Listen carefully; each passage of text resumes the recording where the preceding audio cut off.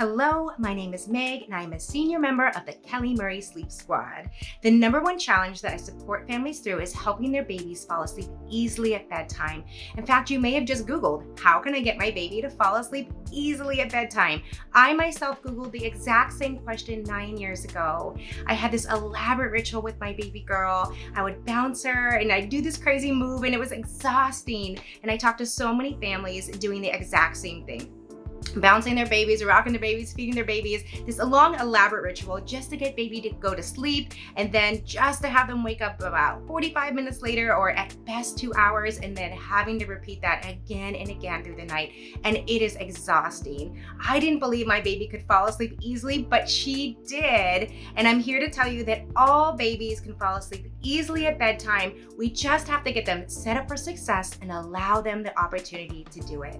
All right, so let's discuss the sleep equation. There are 4 main aspects to help your baby fall asleep easily at bedtime. So really, each of these can be a really lengthy blog post that I can talk for a long time about. So I will sum up the first 3 and save the big one for the end. So in number 1 is setting up a sleep-friendly environment. You want the environment to be 100% conducive to sleep when you lay your baby down to sleep at night. So that means a pitch black room, a consistent sound machine that's going to play brown noise throughout the entirety of the night. The room temperature should be not too hot or too cold, so between 68 and 71, 72 maybe. And then of course, dressed appropriately for sleep. All right, number 2 is an age-appropriate schedule. This one is huge. 15 minutes can make a massive difference. So you want your baby to have just the right amount of sleep pressure and not be undertired or overtired as they go into the crib.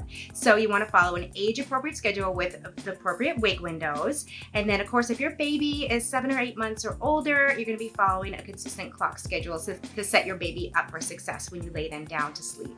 All right, so number 3 is feeding, proper nutrition. So feeding and proper waking are absolutely essential parts of getting your baby to fall asleep easily. So make sure your baby is in a good place growth-wise, they're tracking along the growth curve, and then you can start working on sleep skills. Another really important part to mention here is we want to very, very strongly avoid, if your baby is 4 months or older, getting drowsy during that last feeding. So getting drowsy during the last feeding, what's going to happen is they're going to break that sleep pressure, or what we call adenosine. So adenosine builds in the time between sleep, and you need enough adenosine to fall asleep and stay asleep throughout the night. So when we're getting drowsy in the routine, which happens a lot when you're giving that last feeding, then they're breaking that sleep pressure, and it makes it so much harder to fall asleep at bedtime. All right, so number 4, the big one, the most massive one, is teaching your baby independent sleep skills. Once they have independent sleep skills, you will be able to put them down fully awake and happy, and they will drift off into sleep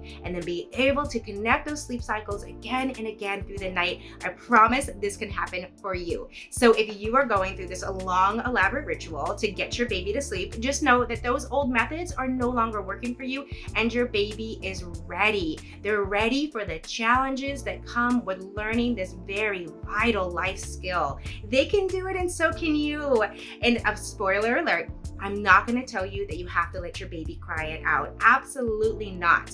The Murray method is a supportive method. And what we do is we coach you through exactly how much support to give your baby. So you're supporting them through the process and you're giving some comfort, but you're still allowing them some time and space to gain those independent sleep skills. So it is a process, and it can be challenging, but you can get through it, and it is for a bigger, better future, for easy bedtimes and more restful nights. So if you want your baby to fall asleep easily at bedtime, set them up for success. Make a plan. Choose a method of sleep training that is going to feel appropriate for you, that you will be confident in, and that you can execute consistently. If you want to learn more about the Murray method, I'm happy to hop on a free discovery call where we can discuss your unique situation and how the program works and how it may work for you. I hope this video has been helpful, and I hope you feel confident and prepared to move forward into easier bedtimes.